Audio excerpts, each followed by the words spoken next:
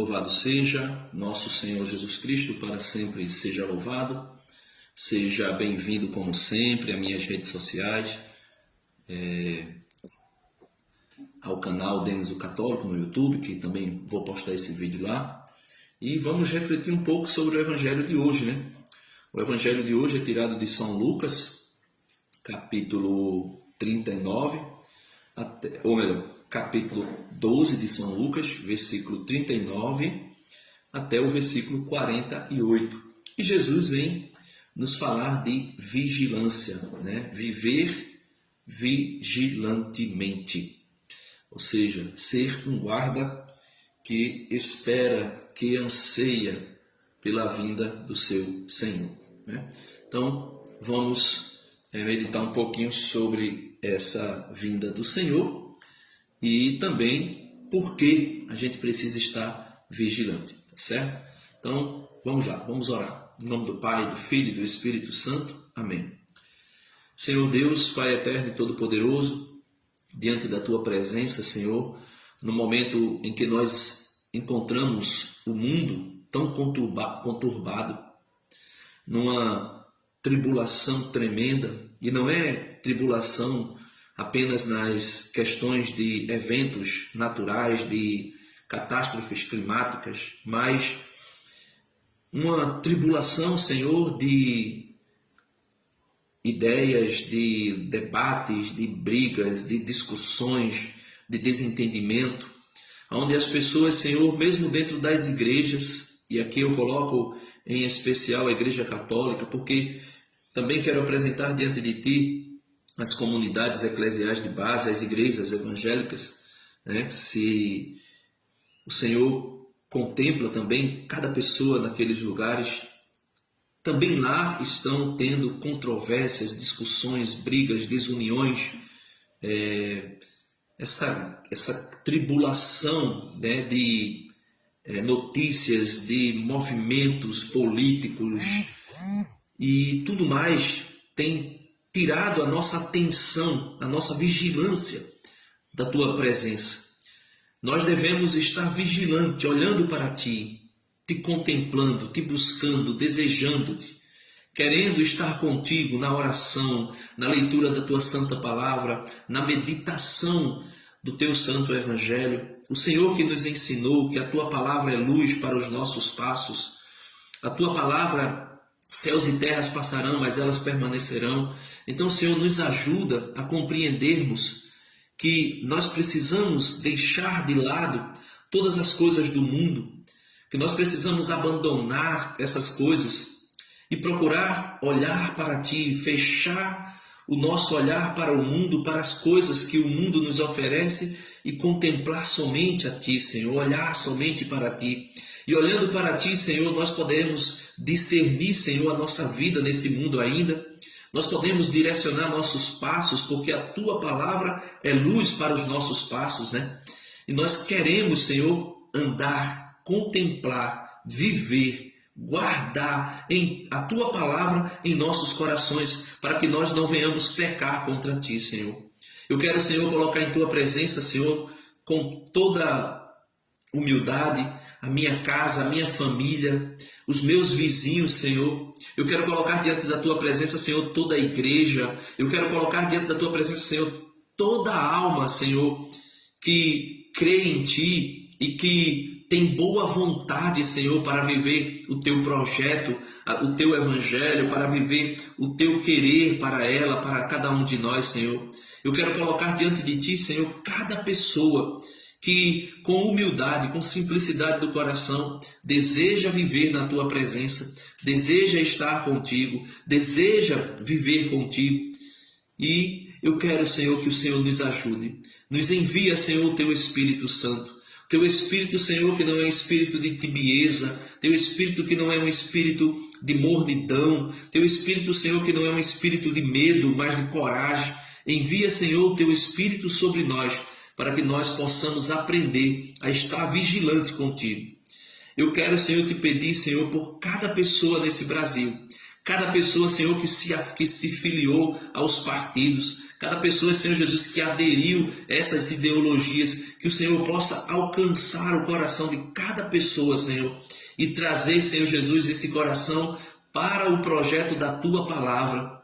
Senhor, nós não queremos pautar a nossa vida por ideologias de direita ou de esquerda ou de centro. Nós queremos pautar a nossa vida, Senhor, de acordo com a Tua Palavra, de acordo com o Teu querer, de acordo com o Teu entendimento.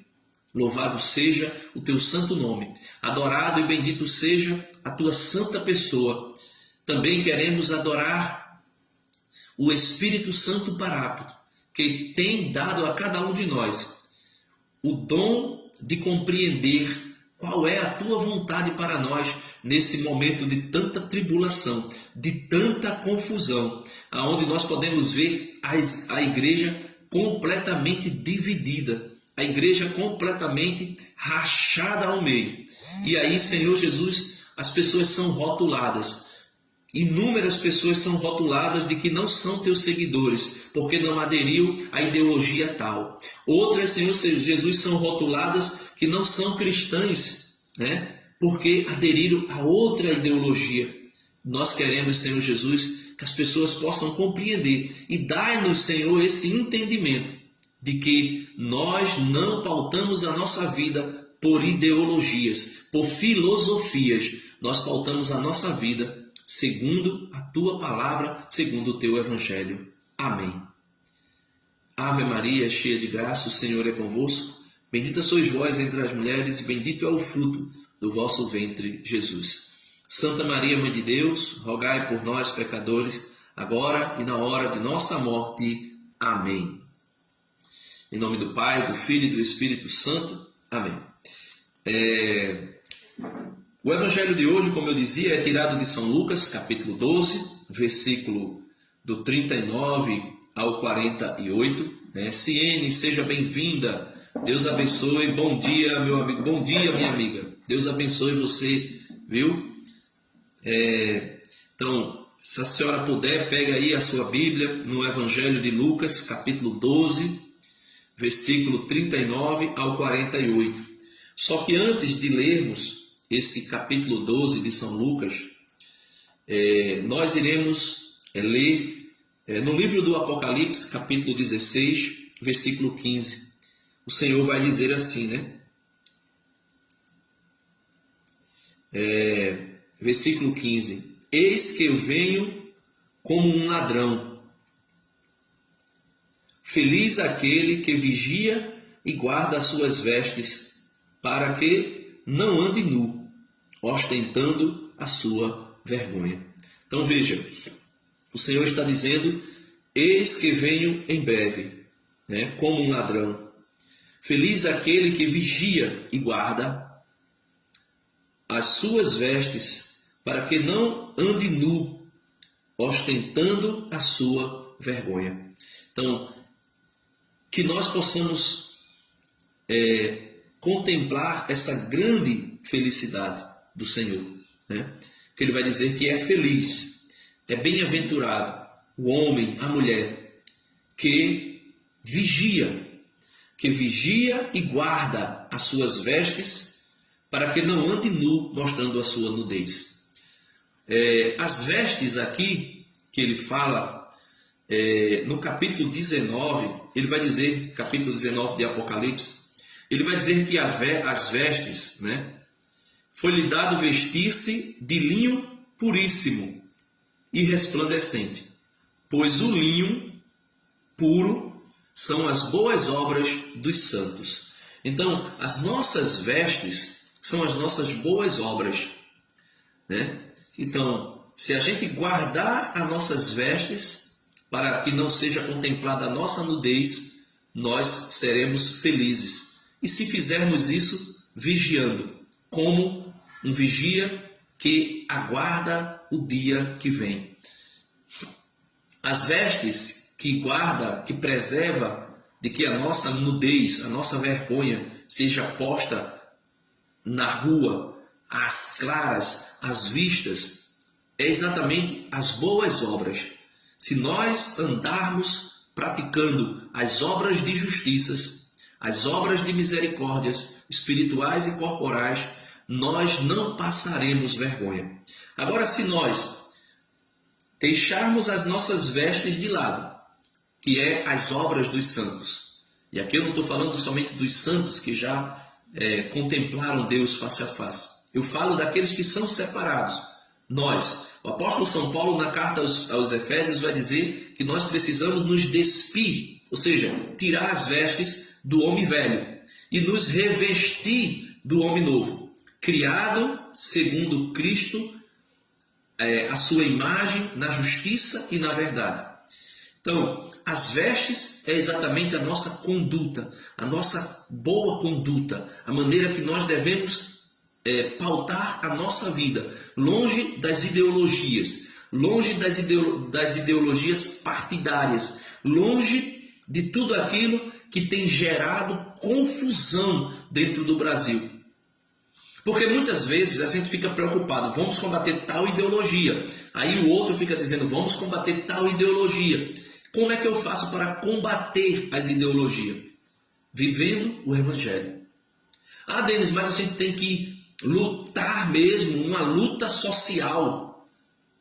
Ou seja, aí nós estaremos entrando numa luta de classe. Ah, mas há necessidade da gente lutar para que leis injustas não sejam implantadas no Brasil. Meu irmão, minha irmã, combatamos o bom combate.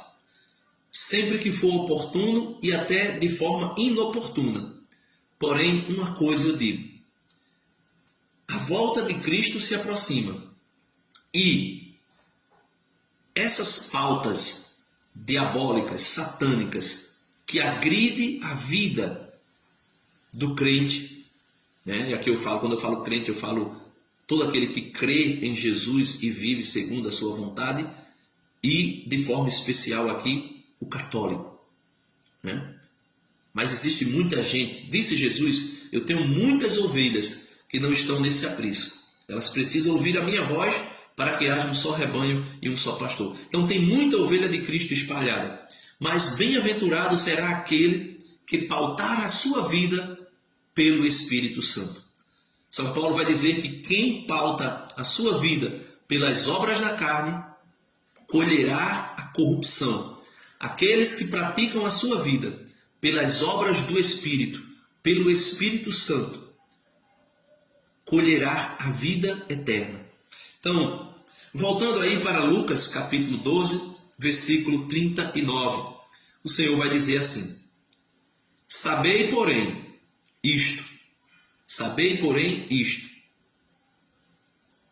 se o Senhor soubesse a que hora viria o ladrão, vigiaria sem dúvida e não deixaria forçar a sua casa. Esse se o Senhor soubesse aqui, ele não está falando simplesmente de Deus. Deus tudo sabe. Deus tudo conhece. Ele está falando aqui de uma forma, por meio de uma parábola, para dizer que eu e você, se eu soubesse o dia, a hora em que viria um ladrão para forçar a minha casa, para roubar a minha casa, vigiaria sem dúvida e não deixaria que a minha casa fosse arrombada. Então, ele está dizendo para mim e para você, é necessário que nós estejamos vigilantes. É necessário que nós estejamos de guarda, de prontidão. E como é que nós fazemos isso? Jesus disse lá no Getsêmani, quando Jesus estava sofrendo a sua agonia e chamou Pedro, Tiago e João para orar com ele, e eles ali dormiam. E Jesus se aproxima deles, os acorda e diz: olha, tu não fosse capaz de vigiar comigo uma hora sequer. Uma hora. Ele diz: orai e vigiai. E isso acontece por algumas vezes, se eu não me engano 3 vezes. E na última Jesus vai dizer para o apóstolo São Pedro: orai e vigiai, porque o espírito está pronto, mas a carne é fraca. Orai e vigiai, porque o espírito está pronto, mas a carne é muito, muito fraca. Que nós possamos pautar a nossa vida nessa, vamos dizer assim, exortação, nesse conselho que Jesus nos faz, de estarmos vigilantes. E vigilantes como? O apóstolo São Paulo, vai dizer na primeira carta aos Coríntios, e a gente vai voltar daqui a pouco para o evangelho de hoje. São Paulo vai dizer na primeira carta aos Coríntios, capítulo 16, a partir do versículo 13, ele vai dizer assim: vigiai, sede firmes na fé, sede homens, sede fortes. Tudo o que fazeis, fazei-o no amor. Olha, veja a maneira que nós devemos vigiar. Vigiai. Aqui porque Paulo, quando falava a linguagem da época, e também cabe para todas as épocas, quando Paulo diz sede homens, Paulo está dizendo sejam viril, sejam fortes. Ele conclui, sede fortes. Isso serve para o homem e para a mulher. Às vezes até a gente usa essa expressão para uma pessoa que está ali desanimada. Seja homem. Às vezes usa essa expressão, uma mulher usa para outra. Mulher, fica de pé. Seja mulher. Se dê o respeito, se dê o valor. Então era isso que São Paulo estava dizendo. Vigiai. Sede firmes na fé. Ser firme, meu irmão. Veja, por exemplo, eu acho que todo mundo já viu aqueles bonecos de posto, né? Vocês vão lembrar quando eu falar, quando eu der detalhe do que eu estou falando. Aqueles bonecos de posto que fica com o braço para cima e ele é todo oco e embaixo dele tem um ventilador e o vento fica soprando, ele vai para um lado, vai para o outro, né? Até eu estou aqui fazendo a encenação. Aí aquele vento, coisa vai para um lado, vai para o outro e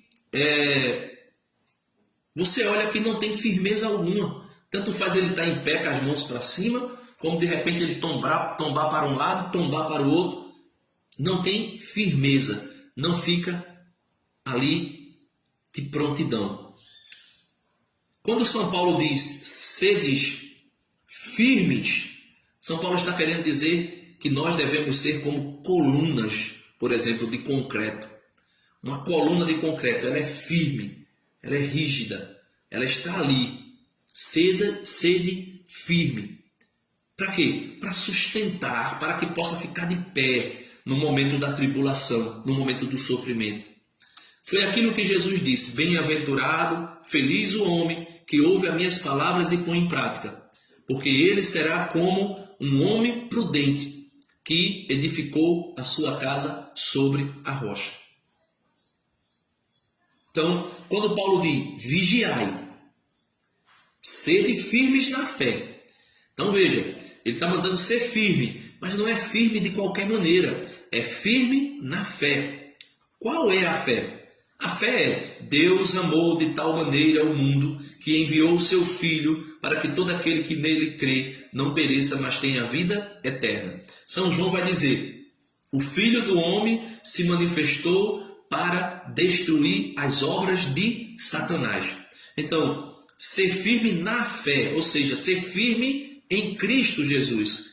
Crer em Jesus, crer nas suas palavras. Jesus disse, aí tem gente que diz, eu creio em Jesus, e o que importa é o amor. Eu creio em Jesus e o que interessa é o amor.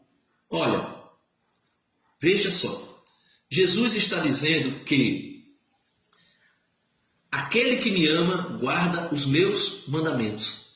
Ser firme na fé, ser firme em Jesus, declaração de amor maior a Jesus não há do que aquele que guarda os seus mandamentos. Então, São Paulo está dizendo, seja firme, vigiai, seja homem, seja forte, e tudo o que você fizer, faça no amor, faça na caridade, faça com zelo, faça com amor ao seu próximo. E ele vai... Vamos voltar aí para o Evangelho. Então, ele disse, sabei, porém, isto, se o Senhor soubesse a que hora viria o ladrão, vigiaria sem dúvida, e não deixaria e não deixaria forçar a sua casa. Ele continua: estáis, pois, preparados, porém, a hora em que não pensais virá o Filho do Homem. Estáis, pois, preparados, porque quando menos você esperar, virá o Filho do Homem. Quando você menos esperar, virá Jesus Cristo. Virá como um ladrão, como disse Apocalipse 16:15. Ele virá como um ladrão, na surpresa, na surdina. E o Senhor diz: tu estás pronto? E como nós podemos estar prontos? O Catecismo da Igreja vai dizer o seguinte, né?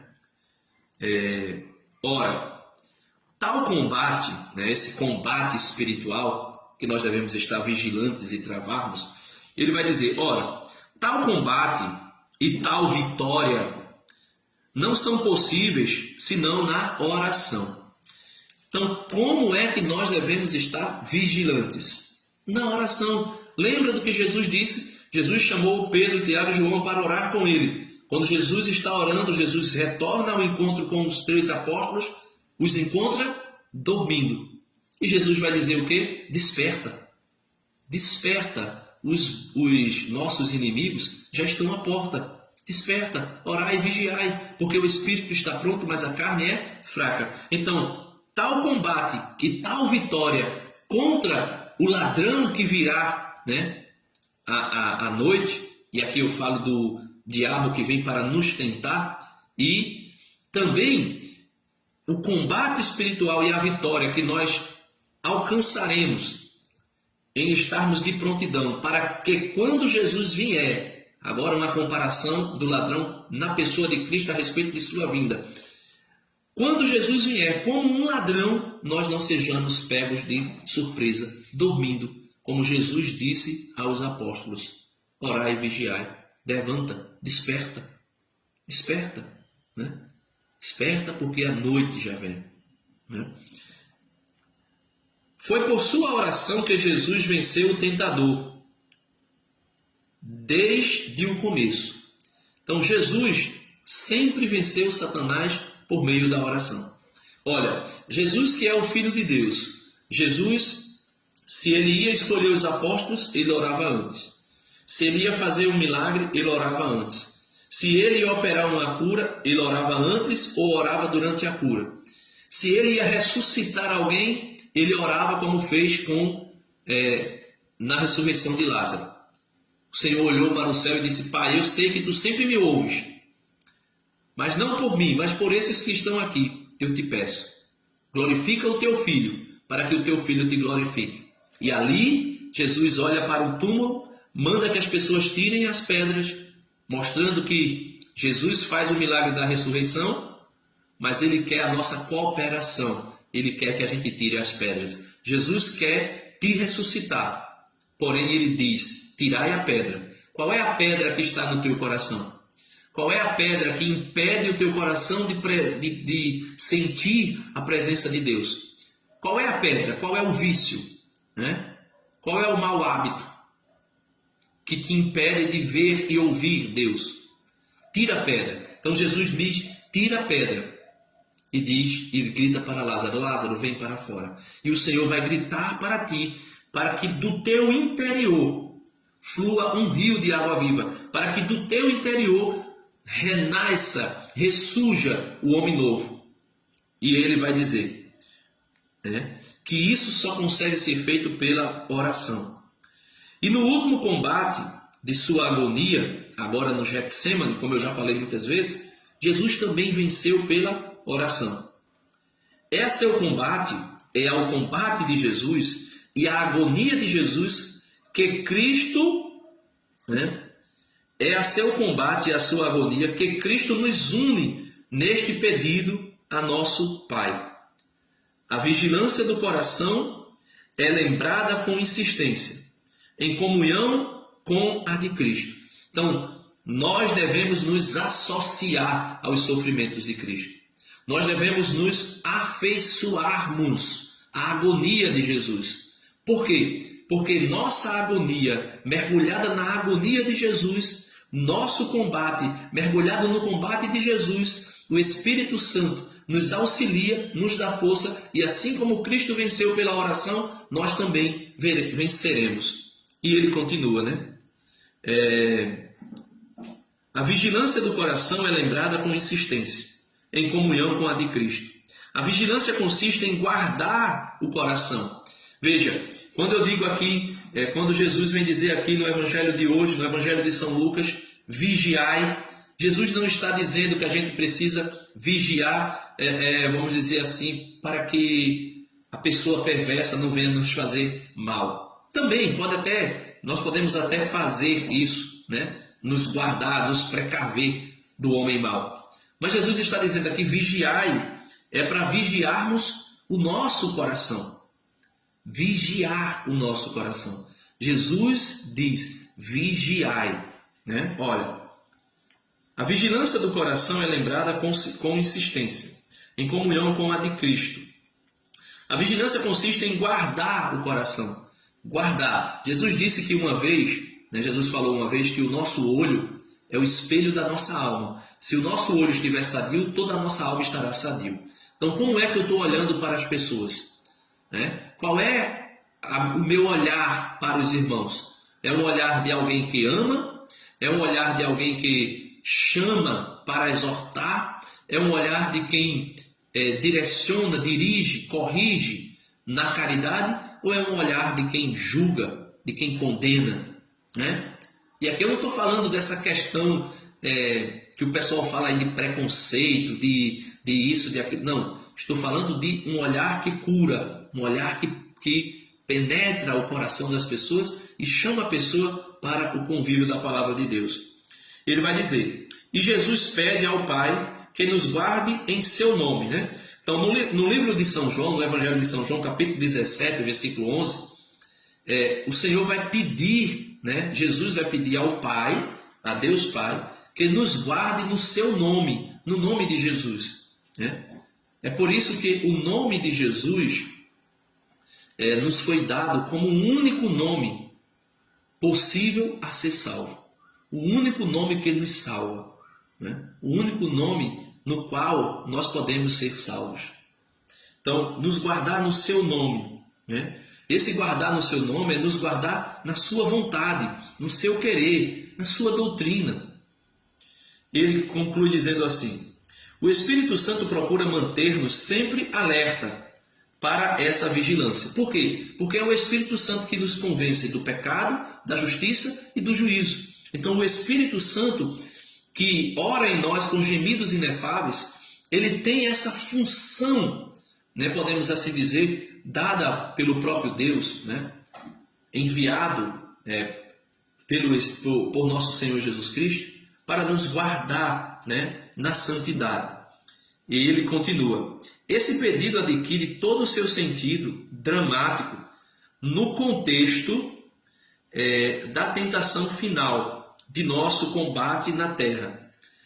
Pede a presença final, né? Pede a perseverança final, melhor dizendo. E ele diz, eis que eu venho como um ladrão, feliz aquele que vigia. Então, Jesus, no Evangelho de hoje, quando nós lemos, sabei, porém, isto, se o Senhor soubesse a que hora viria o ladrão, vigiaria sem dúvida e não deixaria forçar a sua casa. Estais, pois, preparados? Ele pergunta, porque a hora em que não pensais virá o Filho do Homem, de surpresa, de surdina, como um ladrão. E ele vai dizer, disse-lhe então Pedro, Senhor, tu propões esta parábola só a nós ou também para todos? Então Pedro perguntou, é somente para nós que o Senhor está falando isso? Que nós devemos estar vigilantes para quando o Senhor voltar? Ou o Senhor está dizendo para todo mundo? E veja o que Jesus vai dizer. O Senhor replicou, qual é o administrador, sábio e fiel, que o Senhor estabelecerá sobre os seus operários, para lhes dar a seu tempo a sua medida de trigo? Então, ele aqui, Jesus falava para os guardiões da igreja, para os apóstolos. Ele falava para os bispos da igreja. Ele falava para o colégio apostólico, em especial por Pedro. Ele vai dizer, veja, o Senhor, aqui é Deus, é Jesus, é o Espírito, né? É a Santíssima Trindade. Na pessoa, principalmente de Jesus, o Senhor replicou, qual é o administrador sábio e fiel que o Senhor Jesus Cristo estabelecerá sobre os seus operários para lhes dar a seu tempo a sua medida de trigo? Então, claro que aqui se falava de Jesus. Jesus que é esse administrador fiel, que vai dar para cada operário, segundo segundo o seu trabalho, a medida de trigo. Mas o Senhor Jesus coloca essa responsabilidade sobre Pedro, sobre os apóstolos. O Senhor Jesus também coloca sobre mim e sobre você o peso, né, entre aspas, a responsabilidade, melhor dizendo, da administração dos bens que o Senhor nos dá. Lembra daquela outra parábola que é dito? A um ele deu 50, a um ele deu 30, a outro ele deu... a um ele deu 30, a outro ele deu 10 e a outra ele deu 5, se eu não me engano. Ele vai diminuindo, né? Aí vai dizer que um pegou aquele dinheiro, aqueles talentos, trabalhou e multiplicou. E quando o Senhor voltou, disse, bendito és tu, servo bom e fiel, porque fosse fiel no pouco, eu te multiplicarei ainda mais. O outro diz, Senhor, está aqui, eu também trabalhei e consegui multiplicar. E o Senhor vai dizer, bendito sois tu, servo bom e fiel, porque trabalhaste, multiplicaste, fostes fiel no pouco, e se fosse fiel no pouco, eu te darei muito mais. E por fim, chega um que pegou uma única moedinha, enrolou no lenço, cavou um buraco, enterrou aquela moeda no buraco, até que o seu senhor voltasse. Quando ele voltou, ele desenterrou, pegou aquela única moedinha e entregou ao seu patrão. E o seu patrão disse, servo inútil e infiel, como tu não fosses fiel no pouco, eu tirarei de ti até o que tu pensas ter. Por quê? Ele pensava que tinha um talento, uma moeda, mas na verdade não era dele, foi o Senhor que deu. Então eu e você, nós somos administradores dos talentos de Deus. Nós somos administradores dos dons, das graças que Deus nos dá. E ele vai dizer, o Senhor replicou, qual é o administrador sábio e fiel que o Senhor estabelecerá sobre os seus operários para lhe dar a seu tempo a sua medida de trigo? Lógico, aqui ele falava de Jesus, também podemos aplicar a Pedro, que ficou responsável pela igreja, né, pela seara do Senhor. Nós podemos falar também dos bispos, podemos falar dos padres e podemos expandir para mim e para você, que somos também administradores dos dons que o Senhor nos deu, né? E ele vai dizer, feliz daquele servo que o Senhor achar procedendo assim, quando vier. Procedendo assim como? Sendo fiel na administração que o Senhor nos colocou. Sendo fiéis, né? Ele vai dizer, São Paulo vai dizer aos coríntios, né? Olha, vigiai, sede firmes na fé, sede homens fortes, sede valorosos. Tudo o que fazer, fazei na caridade. Então, ser fiel, o administrador que é fiel. Feliz daquele servo que o Senhor, aquele servo é eu e você, o Senhor é Jesus. Feliz daquele servo que o Senhor achar procedendo assim, como? Com fidelidade, quando ele vier. Em verdade vos digo, lhe confiará todos os seus dons, todos os seus bens. Então, quando o Senhor voltar, se Ele nos encontrar agindo, né, segundo a sua vontade, segundo os seus preceitos, segundo a verdade do Evangelho, Ele vai dizer que Ele nos dará ainda muito mais. Para nós ilustrarmos ainda um pouco, depois nós voltaremos aqui para a parábola de Lucas, eu queria que você pudesse ler comigo o Salmo 129 na Bíblia da Ave Maria, né? Outras Bíblias pode ser o Salmo 130, né? Mas na Bíblia da Ave Maria é o Salmo 129. Ele vai dizer assim, veja que interessante, a partir do versículo 4. Mas em vós se encontra o perdão dos pecados. Em quem? Em Deus. Eu vou ler do início do Salmo. O Salmo é pequeno, eu vou ler do início para a gente compreender melhor. Ele vai dizer assim: Cântico das peregrinações. Então, o povo estava peregrinando. Era um cântico que era cantado enquanto o povo peregrinava para Jerusalém, para o templo, né? Era um cântico de esperança e também de penitência. E é dito: Cânticos das peregrinações. Versículo 1 do Salmo 129. Do fundo do abismo, clamo a vós, Senhor. Então, se nós estamos vivendo um abismo, um momento difícil, se nós estamos vivendo situações catastróficas no Brasil e no mundo, nós podemos dizer: se eu estou no fundo do abismo, eu não tenho o que fazer a não ser, do fundo do abismo, clamar ao Senhor. Senhor, ouve minha oração. Temos que dizer: Senhor, ouve a minha oração. Que vossos ouvidos estejam atentos à minha voz e à minha súplica. Se tiverdes em conta os nossos pecados, Senhor, Senhor, quem poderá subsistir diante de vós? Então alguém pode dizer: olha, como é que nós podemos nos dar conta da nossa situação?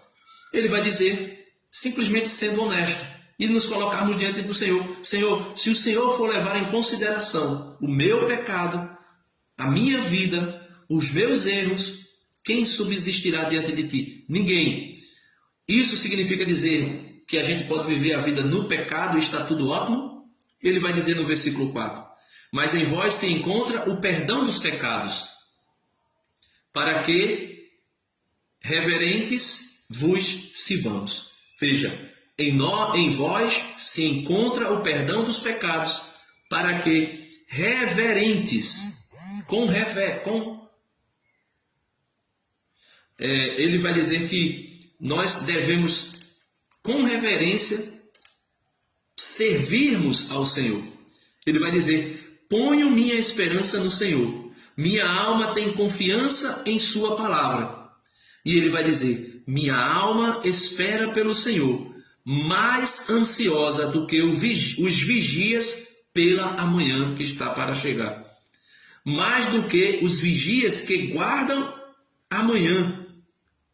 Espera Israel pelo Senhor, porque junto ao Senhor se acha a misericórdia. Encontra-se nele copiosa redenção.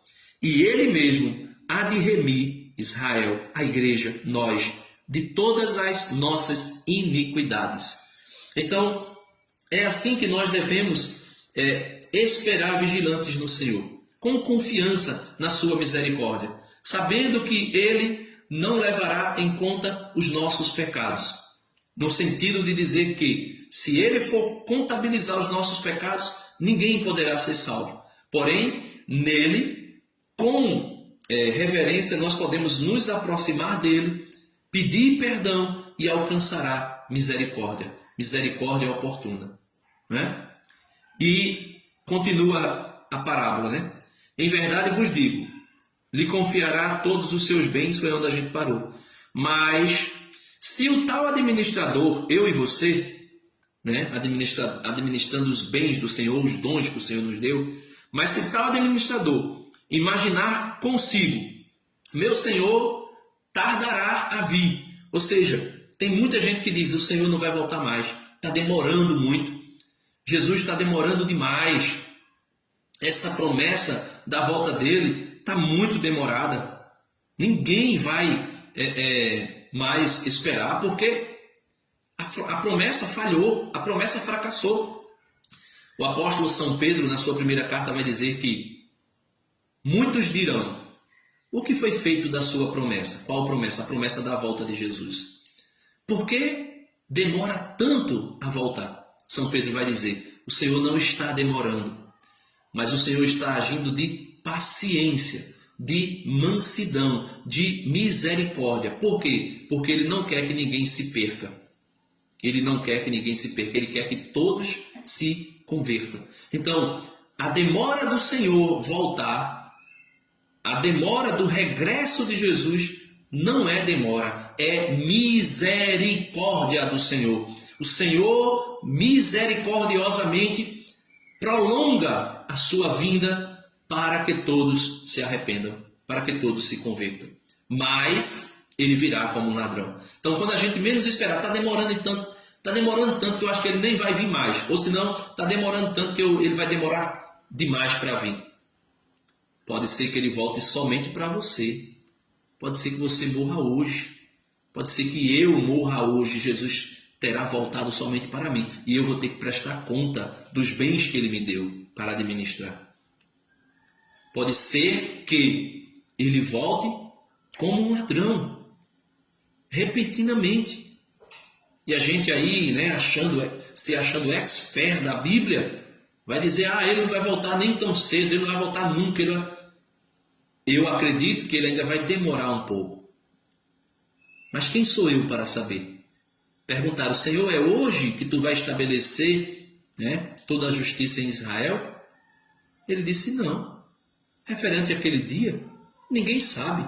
Nem os anjos, nem o Filho do Homem sabe. Agora Jesus sabe, né? Que quando Jesus estava como homem, naquela ocasião, aquilo ali foi, vamos dizer assim, vendado, né, a respeito de Cristo, que era 100% Deus e 100% homem. Então Jesus, 100% homem, não tinha conhecimento de tudo, de tudo.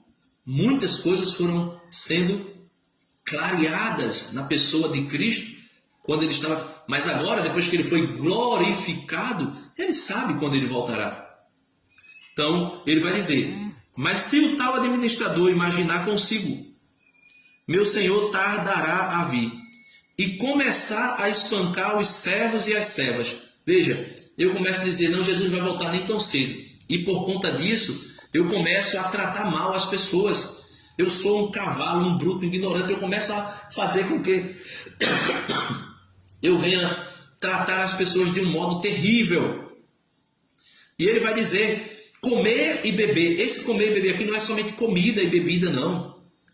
É comer, ou seja, aproveitar, goza a vida, vamos gozar a vida. Jesus vai demorar para vir, goza a vida, aproveita a vida aí, menino. Aproveita, come e bebe, porque amanhã morreremos, né? Se começar a comer e a beber e a embriagar-se, esse embriagar-se não é somente se embriagar de bebida alcoólica, não. É se embriagar das ideologias, é se embriagar das filosofias mundanas, é se embriagar do sexo, da prostituição, é se embriagar de todos os modos, né? Se embriagar. Então, não tem como, né, a gente achar que o Senhor está demorando e, porque o Senhor está demorando, então eu vou fazer o que eu quero, né? Como tem uma música aí que diz, faço de mim o que quero, faço o que quero em mim, né? É de um cantor aí secular, né? Aí diz, porque tem coisas que é boa, mas não sei o que está ruim, né? E tem outro que diz assim, se eu quiser beber eu bebo, se eu quiser fumar eu fumo, pago tudo que eu consumo com o suor do meu emprego, né? Como se Deus ficasse satisfeito que eu fizesse tudo, contanto que eu não ficasse devendo a ninguém, mas que eu pagasse com o meu suor. Não, meus irmãos. Quando Jesus diz que todo trabalhador é digno do seu salário, ele também vai dizer lá no livro do profeta Isaías, não gastais o vosso salário com aquilo que não é pão, ou seja, com aquilo que não é para o vosso sustento. Porque se você gastar o seu salário com coisas vãs, com coisas tolas, e, por exemplo, a bebida com frequência é uma coisa tola, é vã, né? Então ele vai dizer, né? Se eu comer e beber e me embriagar, aí o Senhor daquele servo virá num dia em que não espera e na hora em que ele não pensa, e o despedirá e o mandará ao destino dos infiéis, ou seja, ao inferno. O Senhor chegará em um momento que a gente menos espera e nos enviará a um destino eterno, a um destino dos infiéis. E ele continua, o servo que, apesar de conhecer a vontade do seu Senhor, nada preparou e lhe desobedeceu, será açoitado com muitos golpes. Então veja, se você ler a última frase, né, do Evangelho, você vai dizer assim: então eu não quero aprender do Evangelho, eu não quero conhecer as coisas de Deus, porque senão eu vou ter que prestar conta. Porque a última frase do Evangelho, no versículo 40, ele diz assim: quanto mais se confiar a alguém, dele mais se exigirá. Aí você vai dizer assim: então se é assim, então eu não quero aprender de Deus. Só que ele vai dizer: olha, mas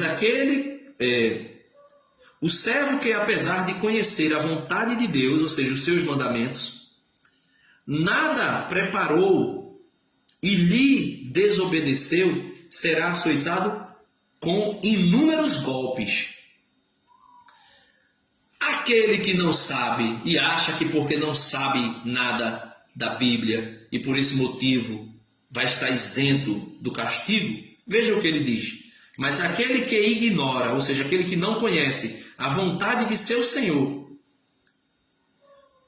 fizer coisas repreensíveis, será açoitado com poucos golpes. Veja, será açoitado com poucos golpes, mas será açoitado. O que é que ele quer dizer? Se eu conheço a vontade de Cristo e mesmo assim eu desobedeço, eu pagarei um alto preço por isso. Mas aquele que diz que não sabe e porque não sabe, né, não está nem aí, este também pagará um grande preço. E esse açoite aqui, né, assim, se no céu, eu acredito assim, né, agora uma interpretação aqui pessoal, se no céu haverá, como São Paulo diz depois da ressurreição, 1 Coríntios 16, se no céu haverá pessoas que irão resplandecer em glória superior, graças ao galardão, né, graças à obediência, à prática do amor que exerceu administrando os bens do Senhor, se vai ter diferença de um para o outro. E aqui todos estarão salvos, certo? Lá não haverá inveja, lá não haverá cobiça, lá ninguém ficará: o Senhor, o galardão que o Senhor deu a fulano é maior. Não, os anjos são, veja, os anjos, eles são organizados por Deus em hierarquia. Tem os anjos de glória maior, de patente maior, né, de poder maior, de beleza maior. Tem lá. Mas eles não ficam com inveja um do outro. Por quê? Porque esse sentimento não existirá no céu. Esse pensamento de que o outro é mais importante não existirá no céu. Então, se nós no céu teremos distinção de glória em glória, e mesmo assim nós não teremos, vamos dizer assim, os resquícios do pecado para nos causar inveja, sofrimento, angústia, tristeza. Quando ele diz aqui: mas aquele que ignora a vontade do Senhor, fizer coisas repreensíveis, será açoitado com poucos golpes. E aquele que conhece a vontade do Senhor e fizer coisas erradas, será açoitado com inumerosos golpes. Eu penso que da mesma forma que no céu existirá uma hierarquia de glória, no inferno também existirá uma hierarquia. Aqueles que sofrerão tormentos maiores e aqueles que sofrerão tormentos menores. Porém, todos estarão no inferno. Todos estarão sofrendo. E aqueles que estão sofrendo não se dará conta que estão sofrendo mais ou menos do que o outro. Porque o sofrimento, independente do grau de um para o outro, será tão intenso, particularmente, individualmente, que a pessoa não terá condição alguma de, por exemplo, dizer: o Senhor foi injusto comigo, porque fulano está sofrendo menos e eu estou sofrendo mais. Dá para entender? Eu não sei se eu consegui me fazer entender. E o Senhor conclui o Evangelho dizendo assim: porque a quem muito se deu, muito se exigirá. Quanto mais se confiar a alguém, dele mais se há de exigir. Então, que nós possamos pedir a Deus a graça da fidelidade, a graça da oração, a graça da leitura diária do Evangelho, a graça de desejar participar dos sacramentos, a graça de não se enveredar pelas ideologias mundanas, né? Comunistas, socialistas, fascistas, todas as ideologias, que o Senhor nos dê a graça de não sermos enganados por Satanás. Porque Satanás engana.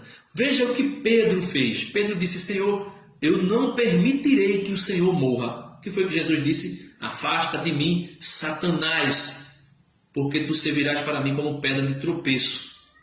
Pedra de tropeço. Porque os teus pensamentos não são os pensamentos de Deus, mas dos homens. E às vezes a gente, com um sentimento de justiça, com um sentimento de amor a Jesus, a gente começa a entrar por pautas, ideologias, pensamentos, filosofias, que não é o pensamento de Deus, mas são os pensamentos dos homens. Ah, mas é a favor disso, é a favor daquilo, é contra isso, é contra aquilo outro. Cuidado, cuidado, porque o primeiro Papa foi enganado por Satanás com o pensamento de que estaria fazendo a coisa correta, defendendo Jesus Cristo. Só que, na verdade, ele queria tirar Jesus da cruz. Cuidado, porque às vezes você pode estar pensando: eu estou protegendo a minha família, eu estou protegendo a minha casa, eu estou protegendo o meu estado, minha cidade, meu país. Cuidado, cuidado. Peça ao Senhor sabedoria. São Tiago vai dizer: se alguém quer sabedoria, peça a Deus, porém sem duvidar, porque com alegria Ele nos dará. Peçamos a Deus sabedoria, porque muitas vezes a gente pode estar pensando que a gente está fazendo a vontade de Deus e não está.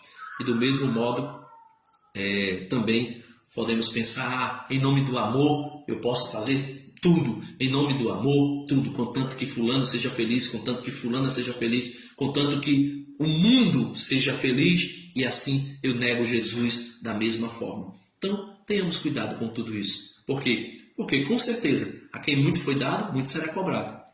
Mas a quem pouco foi dado, pouco também será cobrado. Ele, veja o que ele diz, versículo 48. Mas aquele que ignora a vontade de seu Senhor, fizer coisas repreensíveis, será açoitado com poucos golpes. Aí ele vai dizer: o servo que apesar de, versículo 47, o servo que apesar de conhecer a vontade do seu Senhor, nada preparou e lhe desobedeceu, será açoitado com muitos golpes. Então, não escapará aquele que conhece a vontade de Deus ou aquele que desconhece. Todos serão julgados da mesma forma e todos receberão a condenação ou a salvação da mesma forma. Deus abençoe você, que Deus nos auxilie com seu Espírito Santo e nos conduza à vida eterna. Amém. Santo anjo do Senhor, meu zeloso guardador, se a ti me confiou a piedade divina, sempre me rege, me guarda, me governa, me ilumina. Amém.